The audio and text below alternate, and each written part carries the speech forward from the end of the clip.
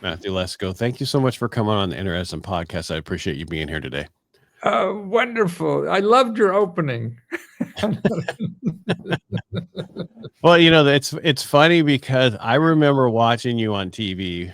I mean, I'm not super young. I just remember you on TV years ago selling your book about Right. grants you can get. And if I remember right, you were on the steps. Was it the steps of DC or some steps you were on? Like, look at this The book. Capitol Look at building. this. Right. Yeah. Exactly. And so I'd be honest with you, I don't research. I mean, this is how I say this. Before you come on the show, I don't get in depth with everything about you because I don't want to. I don't want to know. I'm like Ed McMahon and the other guy. I can't think of his name. Talk show Johnny Carson. They Right. They want to ask questions and not Right. have something already predetermined in there as it comes along and have a good conversation. Well, I did Larry King a lot, and he Did would you? tell me that I don't read the book. He said I want to ask questions like the audience would probably want to ask, and if I read it and get too much, we're going to miss the audience is not that much into it. So he wanted to be stupid about the person when he came in. That's why he used me so many times. So you've been doing this for a very long time. 50 years. How many? 50. 50. Yeah. All right. So back up a second. So we had to talk before we got going. We were talking about veterans, and you told me you were a veteran from Vietnam, and that you were in the Navy, and you steered the ships. What kind of ship did you steer? It was an intelligence ship. A lot of radar on it. We were a spook ship, CIA kind of stuff. But I wasn't a CIA officer. If I stayed, I would do that. But no, then I was a diplomatic courier, which was fun out in Northern Europe, and stationed in Scotland. And I'm a golfer, and there were just 7 guys in an airport, taking packages around Northern Europe, on commercial flights, and that was a real boondoggle. It was fun. So when you got out of the military, what did you do? I went back and got into grad school because I was a shitty student, but people wanted the GI money, so they let me in. And Uncle Sandpaper got an MBA, started starting businesses, and they were failing. Actually, I got an MBA in computers back in the 70s, and I became a computer science professor at local universities because nobody, this is the beginning of this. Mm-hmm. And so if I would teach my students at one university what I was learning at another university, the same course, I'd keep them a week behind me. That's what they say to do about your courses now. So when you have a course and you're teaching someone, they say you only have to be 1 week ahead of the person you're teaching. Right. So you started it. So you're the grandfather of that. Right. And you didn't even know it. But yeah. And so I want to back up because people don't understand. They think everything now is new. No, everything that we do now was done before. We're just doing it a little differently. Exactly. It's just a different outfit. or it's only new to you. You know what I mean? It's like Zig Ziglar and all the different, salespeople from before, and everybody's talking about, read all the old stuff because it's all new. No, it's not new. It's how it's supposed to be. I mean, I can't believe that too when I go out and things I learn and I go talk. Oh God, they're saying the same fucking thing I am. I'm learning the same thing, and that's. But what's different me now, and that's why I didn't want to get in that kind of business like Tony Robbins or something like that. Get out there and do it, and I guess people come to me for that, maybe because of my personality or whatever. But I want to give somebody a tool. I want to show you where to get the money or help you need to do what you have, not just kick you out the door and pump you up and go out and get beat up. Is that there's tools in our society. I mean, people don't realize our government represents 40% of everything in our economy is either government or nonprofit organizations. Okay. Now that's what I call is the community economy. We have 2 economies. We have, I have something here. We have the capitalism, which really represents about 60% of everything in our economy is capitalism. Okay, here's this. See the yellow part? So Is that this is the 40%? So for people listening who can't see the screen because they're not watching on okay. YouTube, Yeah. that's 30. What is that? I can't read it from here. My glasses aren't on. 30 Yeah. is It's 38.3 and then 58 point something. yeah. Well, these two, this is nonprofits, this Okay. is government. So Wow. that comes up to about 40%. Capitalism is 60%. Yep. Now, capitalism is Google. You're going to go to Google, and everything there is going to cost you money. And if you have money, it's great. If you don't have money, then you feel out of the game. But you don't have to be out of the game if you use this. But we don't train people to do that. And you have to use it differently than Google, because Google and capitalism, they'll kiss your ass to get your money. Right? And here, government and nonprofit organization, they already got paid. They're not getting paid from you. So it's the opposite. You got to kiss their ass to get the money they want to give away. So what you're saying is that you can go to two different places to get the money. One will give you the money. The other one, you got to pay to get stuff done, basically. Exactly. Right. And we don't know how to do that because we think everything is in Google. Now, the nonprofit and government is in Google, but you never find them. Because you put in something and you get 200 million websites and you couldn't tell a good one from a bad one, or what the hell. And you call a couple of them and they all want money and you don't have money. So you think you can't do what you want to do in life. And what I'm trying to convince people is you can, like vets or whatever. I mean, the county veteran service officers are just probably the best thing for vets to start with. But that's just a start. So that's set up for veterans, but veterans should also go to SBA has a website. You don't want to go to SBA. I mean, they're good, but they don't give out what you need now. And you go to their website and you go to sba.gov/ and then local-assistance. So sba.gov/ local-assistance. You put in your zip code and you'll find anywhere from a half a dozen to 2 dozen, maybe 3 dozen nonprofit organizations in your zip code that help anyone start a business, help anyone grow their business, all for free. These are experts who do this all the time. But they don't advertise. Nobody knows. So you go to Google and you get trapped into somebody who's going to get thousands of dollars from you for something you get for free. And there's another wonderful website, whether you're a veteran or anybody, called Find Help. Now, Find Help is a good entree into this 40%, because you could go to there to findhelp.org. See, all the people who give out money are either .gov or .org.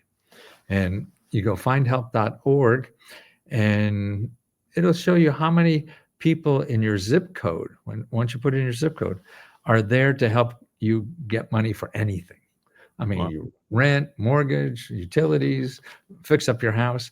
And you could put it, like in my zip code, I'll put in rent, and I'll get 77 organizations that help people with rent. 77. Wow. Not just one program. There's 77. Fix up your house, 146 for home repair. That's free money and help to do that. People don't know that. And it becomes a thing like getting a job. No one of these things have all the, you have to find out where you fit in, like getting a job. Okay, they're hiring, but are they going to hire you? So the only way you find out is to call them.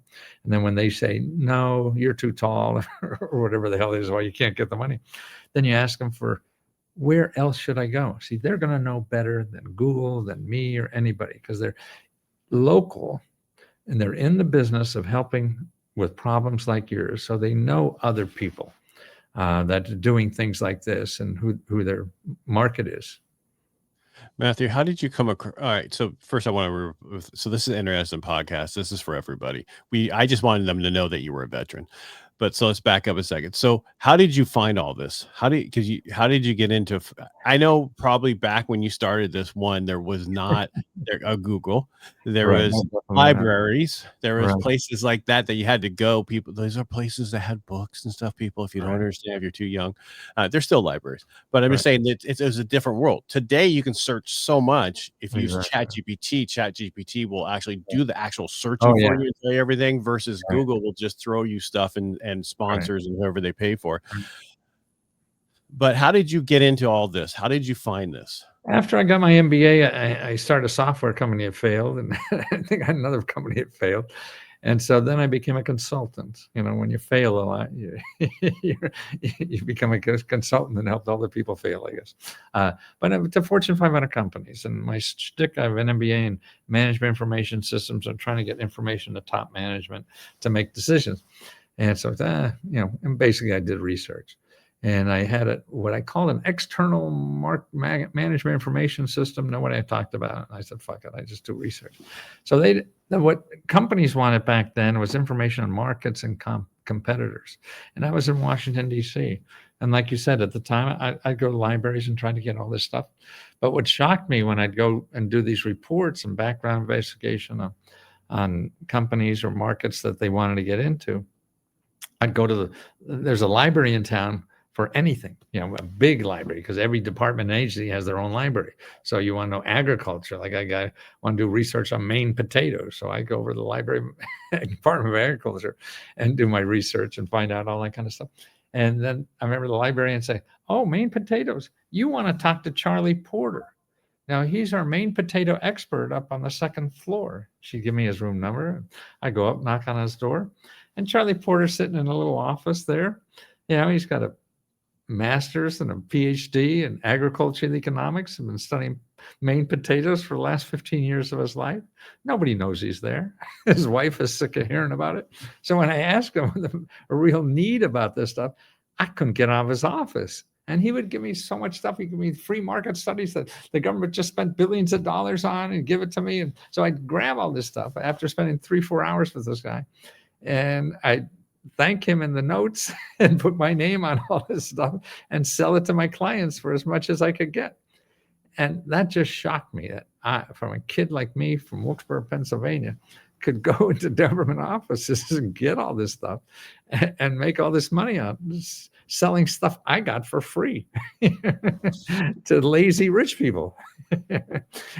And I said, why doesn't everybody know about it? I mean, it just, God, Wilkes-Barre people have to know about this. I mean, I thought the government was the, Division of Motor Vehicles and the post office. That's about all I knew. And there's so much. It's like walking with oil under the ground that you don't know. And if you dig at it, it just comes out.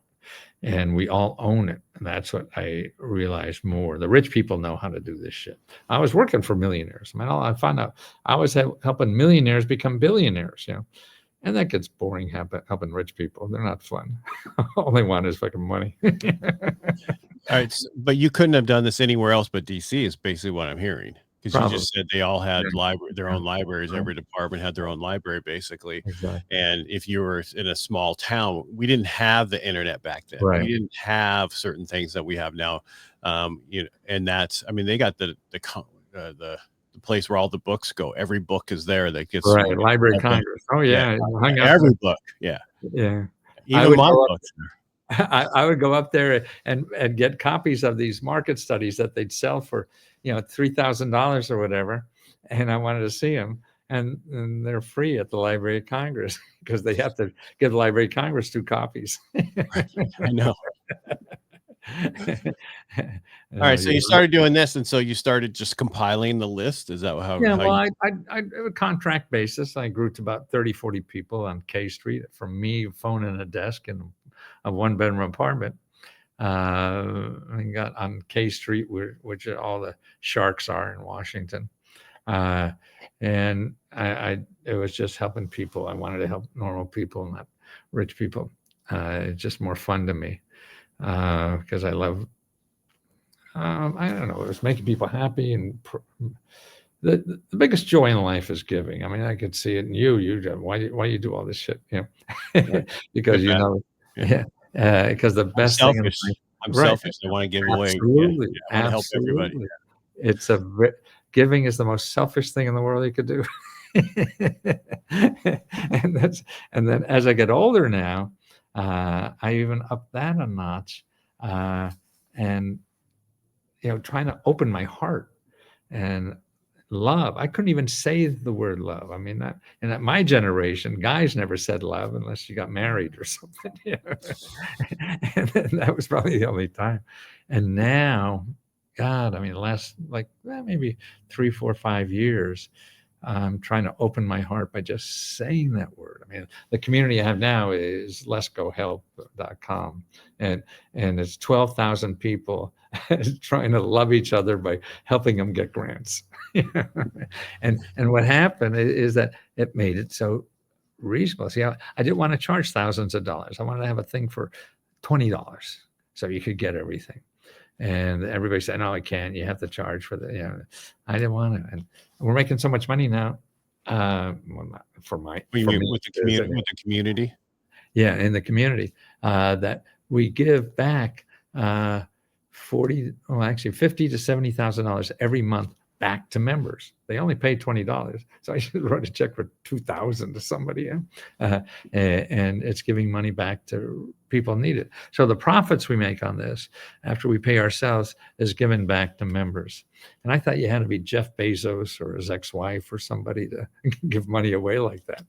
But now, so a kid from a coal mining town in Wilkes-Barre with a little business can do that too, and that's one of the nicest things, at least for me, All right, to do that. I want to go back a little bit. You jumped way ahead from where we were. All right, so you were on K Street and you built that up, and then when did you start selling the book that was about grants and how you could find the stuff and everything? Because that's how I know you from. Yeah. What year did you start coming? When did you come up with that book? Well, 1982 was my first New York Times bestseller. But I was doing the same thing for government. I was giving seminars where I charged $500 to show Fortune 500 companies how to use Washington, you know, and I'd sell books for a couple $100, and the same thing. But it's just the market. And so how do you reach the mass audience to educate them?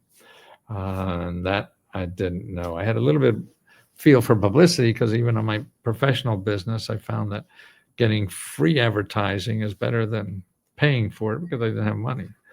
And so when I was doing books to consumers, the same thing.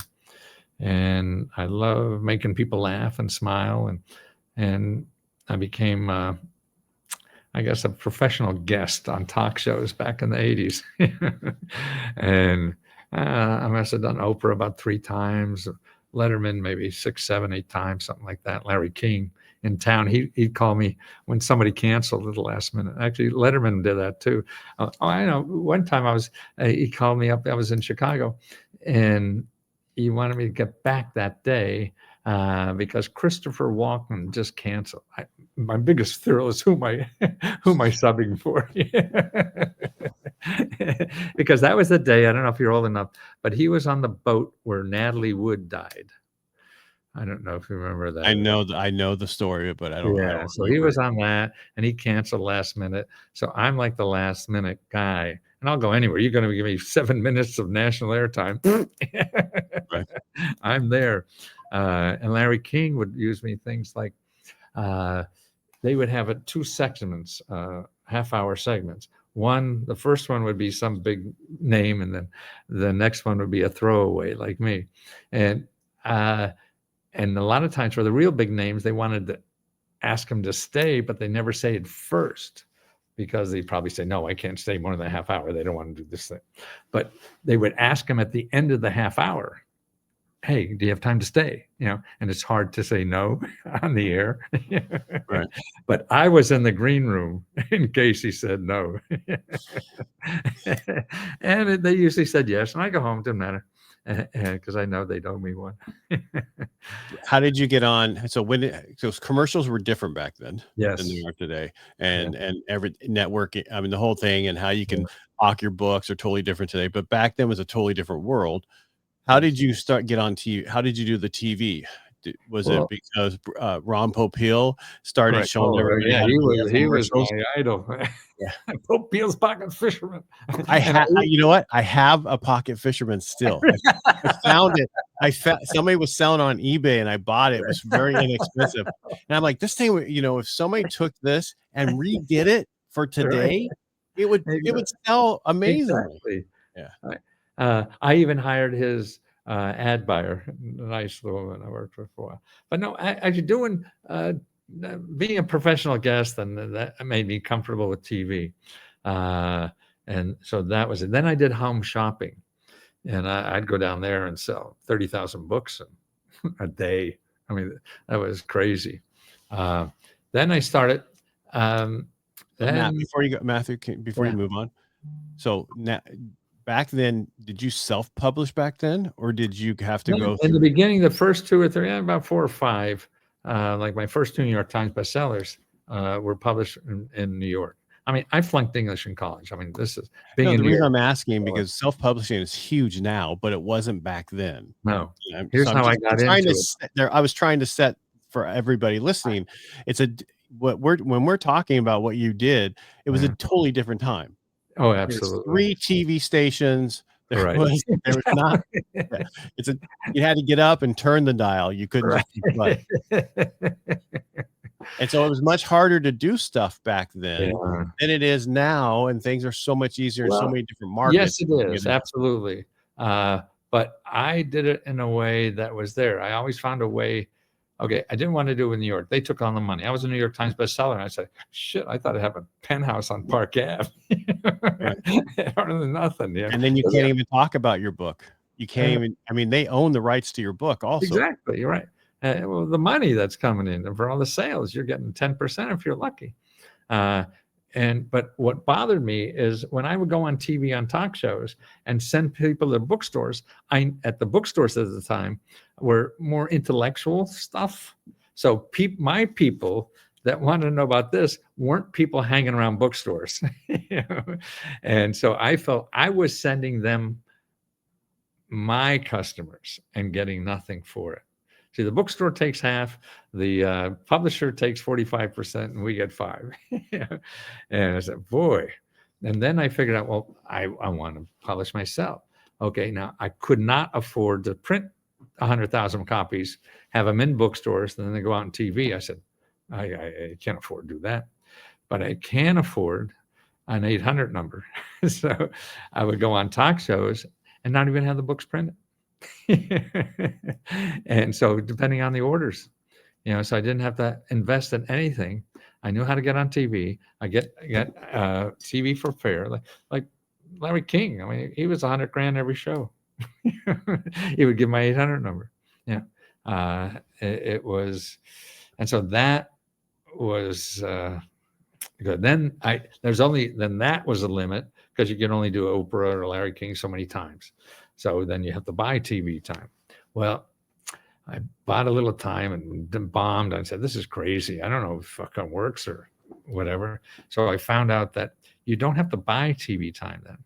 You could get it for free by scrap time. That's why people saw me in the middle of the night mostly. When it's probably when you saw it as a kid. That there's free TV time that nobody bought. Because Right. they have so much time to sell. If nobody bought it, I said, here's my ad. You put my ad on, I'll give you half the money. Sort of like a bookstore. I give them half the money, so I'll give you half the money. You're selling it for me. Give my 800 number, and I give every TV a different 800 number, sort of like a different website. Right. So And then I give them half you the knew money. where it was coming from. Yeah. Yeah. And I made that. That was the thing. And that's why it's even easier now, but there's always a way. So even look at now, and everybody's doing it one way. There's probably another way. Like everybody says, oh, you can't do that. You can do anything. That's what I think Trump gives us all the inspiration. You could do anything. That's right. Yeah. You can get convicted, supposedly a Right. felon, and Who would have thought? president of the United States. Yeah. Right. Which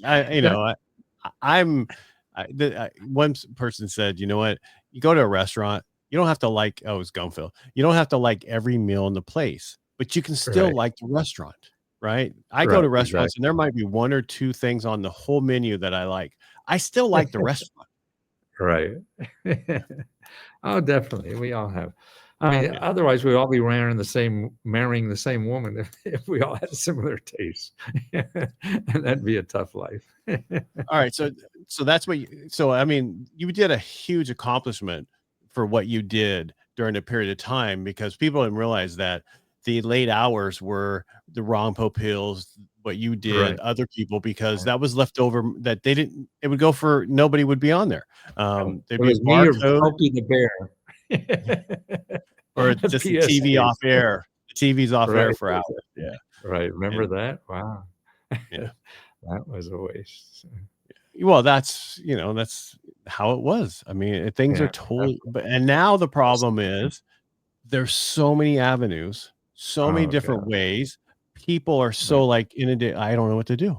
There's too many choices. Right. There's too many things to do. I don't know how to do it because it's too easy. Yeah. It is too, but it is hard. I mean, it's the options are so multiple. Right. So that which makes it easy. So, I mean, to me is you don't know what's right and you want to know what's right. So we spend money on experts to tell us what's right. They don't know what the fuck's right. And it amazes me how we go to people that tell us what to do in life. And I know they don't even know what to do with their own life. And here they are. Maybe you get tips or whatever about something. But what I hate is when they come out with 7 steps to do something. And it's this different 7 steps for anybody if you're going to do anything, and you have to do it yourself. So what happens, I think, if you take somebody else's advice like that in the 7 steps, you're going to fail somewhere there. And then when you fail in step number 3, you're going to blame that sucker who said to do that instead of figuring out a way around it. And that's what you have to do. Anything you're going to do, you're going to fail. And that's why you have to come up with your own stuff. That's why you have to, I don't wear question marks anymore. I wear more hearts, because you can have the right answers and everything to do something, but if your heart's not in it, it ain't going to work. Yeah. And that's what you need to get over the shit that's going to happen when you try to do something. I mean, because business owners, you said it yourself, you failed at 2 different companies, right? Your own companies that Right. you started. Exactly. And a lot of people would think, oh my God, if I failed at those companies, but you have to learn from those experiences. And that's why I do the show called Inner Edison podcast. Your greatest accomplishments come from your greatest defeats. I was going to ask you why you're not wearing the question marks anymore. Well, Like you, yeah, they say it's sort of it's a hard question mark. Hard. And Yeah, but it's a okay, hard. I know, but it's not the jacket I remember. No, I know you did. I got some of those around. But that was okay. Let's go back. That was branding that most people Yeah. don't understand about how to brand like you did. Everybody knew who you Well, were. I know it worked very well, and they called me to do a seminar up at Harvard Business School, and I got up there and said, I mean, they thought I had some big, think tank to come up with this idea. I said, fuck, I was just having fun. And I think that's what life is we all have to find out what's unique about us, because that's our best asset. That's our superpower, whatever's weird about you. And we try to put it down because everybody's telling you it doesn't sell because nobody else has it. Nobody else tried.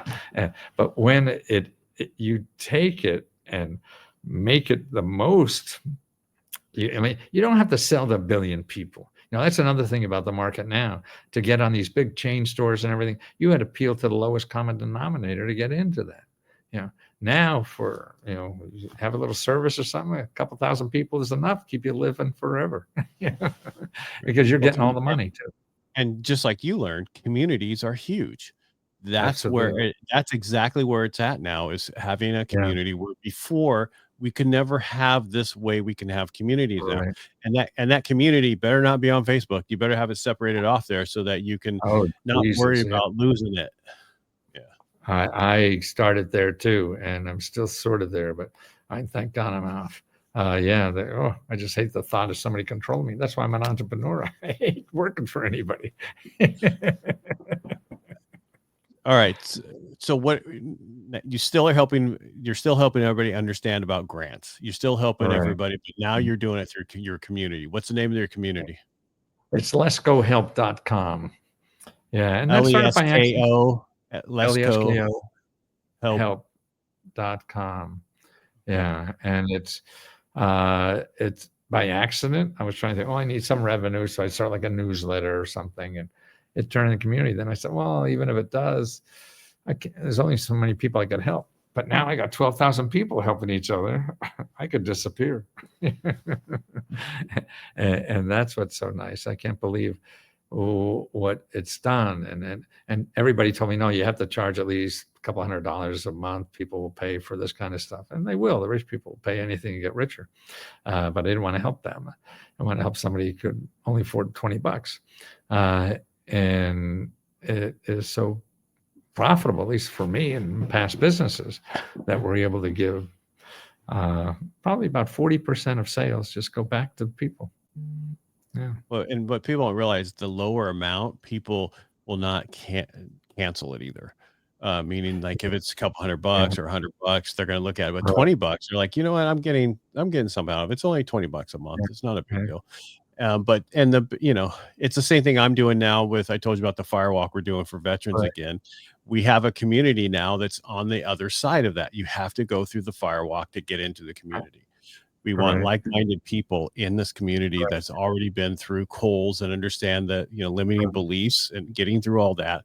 And that's a whole community we're trying to grow now, which all this stuff just fell into place, right?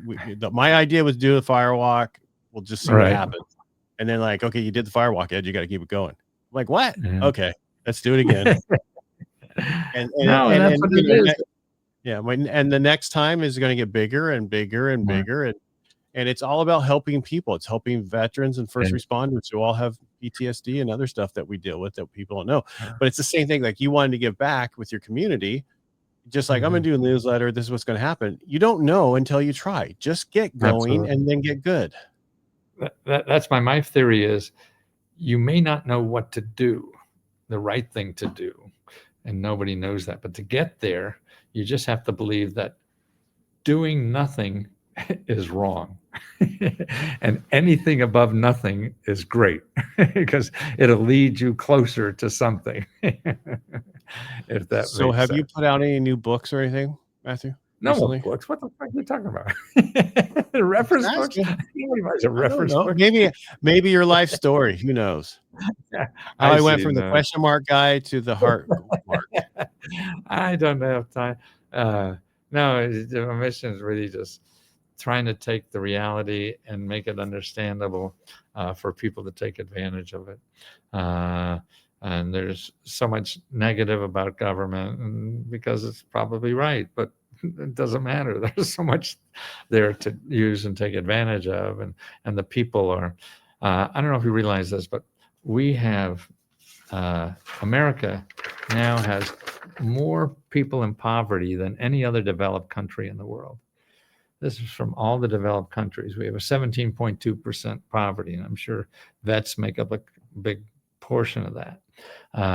But this is what the average is, like 9-10% in the developed countries. No, this is not and we are Africa. what? People can't see the chart, so you have that where at 20? Yeah, we're number one, 17.2. 17.5. Okay. Yeah, right. So that's what that is, and we also have more millionaires than anywhere. But we have billionaires too, a lot of them, and right, multi-billionaires. Exactly. And billionaires, right? We have more than anybody else. But the way I think I was going to say, one of the things I see is the government is so good at giving money out and keeping people on that. And so they don't do anything else but take that money, because if they do one step to do something else to get better, they lose that money and they get kicked back. So they're like, why do I want to do anything? That help shouldn't be there forever. It should be a way to help you get going like it used to be. And I think with what's happening now and how they're looking at the government, because it's so big, they're the largest employer and they're not supposed to be. Yeah. Well, they're 40% of the economy, so that's what's going on. But again, if the debt, I don't know why we go after poor people. I mean, there's so many programs to me that millionaires. I mean, why are the billionaires following Trump around? Because they know they could get more money from the government than anywhere else.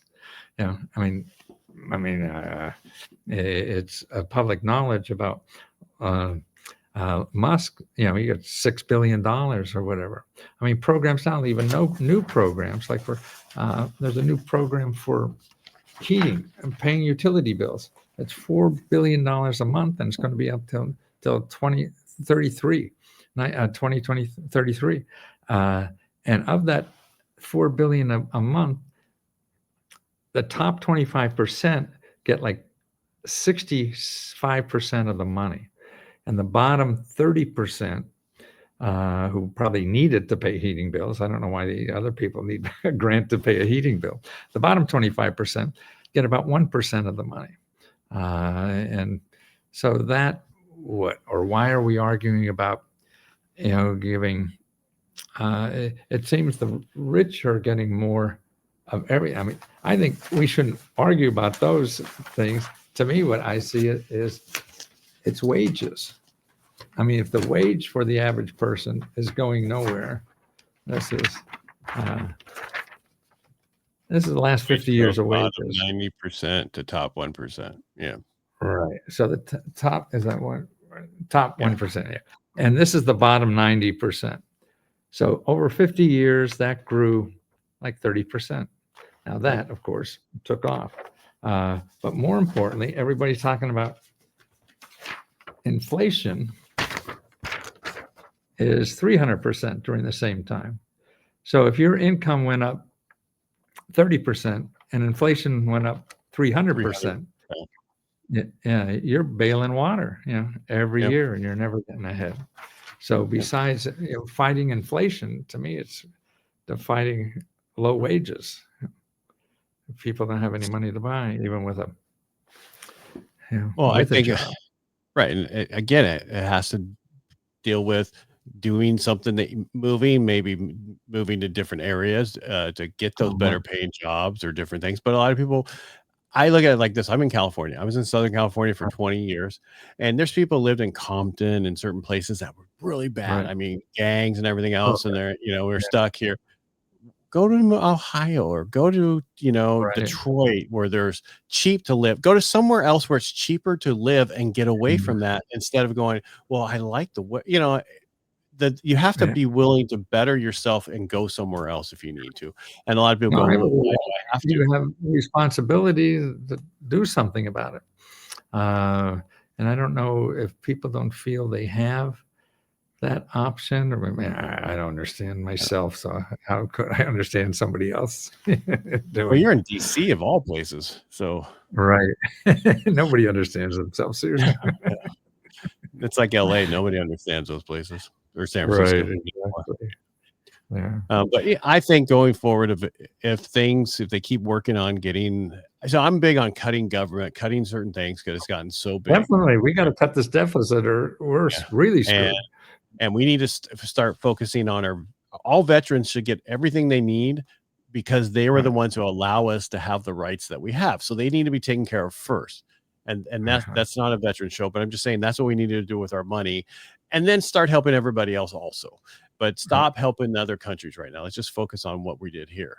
And I mean, what did we give for Ukraine? $350 billion or some ridiculous amount of money, and we got nothing for it. Where you had France and the UK who gave money, and they got something back. Did it as a loan. We just gave the money. Yeah. Well, I think from my understanding, they used the money to buy our weapons. So it came back to us. I don't see it. And they're saying that only 58% of the money got there. Oh, I don't know about that. So I'm not, this is not a political show, people. We're just saying you can, the way the government is, and it's been this way forever. You'll get absolutely. Well, there's no, any large organization. There's so many grants. What I'm just trying to get at, Matthew, is there's so many grants and things that are available for you. So you want to go to Lesko free.help. LeskoHelp.org or .com. I'm a .com. LeskoHelp.com. Go there, join this community, figure out everything you can get, all the different benefits that are available out there, that, grants, certain things that are there to help you build your business, other things you can get money for, which be honest with you, I was like, what happened to you? And then what I mean by that is, I was like the other day going, what happened to the guy that did the grants? And the next thing I know, today you're on my podcast. And I'm like, wow, that's just. Well, it's nice of you to think about me. Well, just because you see that stuff, of like, are those things still out there? It's just because I'm building businesses, I'm doing different things, and I'm doing it myself. And you hear all these companies, this company OfferPad just lost $62 million last year. It's like, I can't even, that's a lot of money to lose while you're building a company. And Yeah, and I'm like, Well, there's don't got to forget, be. even where you are, I mean, I would go to that SBA thing because that's help. You need technical help, you need legal help, you need marketing help, you need to find money. There are professional people that do this for people all day long and do it for free. So that's why vets or anybody wants to start a business. So you're going to get caught in Google and find consultants or how to do your taxes or whatever it is. They're going to charge when you could have it for free. And I think, at least to me, all the businesses I started, I know the important thing of success is spending as little money as possible because Now, you don't know how long. did you use these Pardon me? grants to start your businesses and stuff? No, I didn't know about it before I got doing it. But now, what it does for me, I couldn't get it when I first sold my first book, and my family's a immigrant from Czechoslovakia, working in coal mines. My grandparents on both sides. My dad was a little entrepreneur, and he couldn't get over me. You're getting something for free and selling it for as much as you can get. Which I get all this information for free, and they sell it for as much as I could get. But all the complexities that are involved in starting an organization or whatever, you could get all that professional help for free. And that's for any business, to me, is wonderful. You want to start a marketing program, you want to do publicity, or other, that's all available for nothing. Wow. Matthew, thank you so much for coming on the show today. I really appreciate you being here. Oh, my pleasure. Always appreciate a time to try to educate. Yeah, I Tell mean, them about these resources. Yeah.